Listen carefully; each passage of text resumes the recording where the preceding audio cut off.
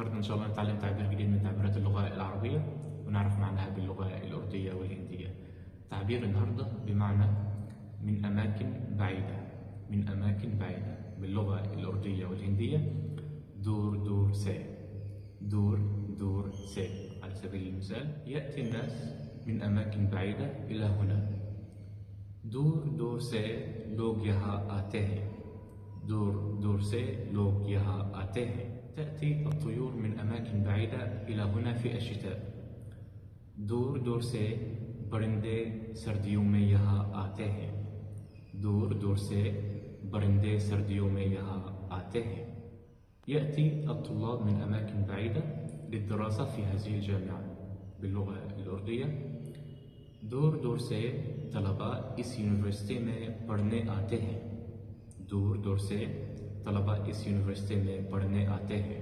اللغة الهندية दूर दूर से छात्र इस यूनिवर्सिटी में पढ़ने आते हैं. दूर दूर से छात्र इस यूनिवर्सिटी में पढ़ने आते हैं.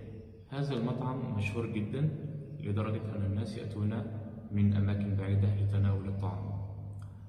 ये रेस्टोरेंट इतना मशहूर है कि दूर दूर से लोग खाने आते हैं. ये रेस्टोरेंट इतना मशहूर है कि दूर दूर से लोग खाने आते हैं. يشارك الناس من أماكن بعيدة في هذا المهرجان. باللغة الأردية इस मेले में दूर दूर से लोग शिरकत करते हैं.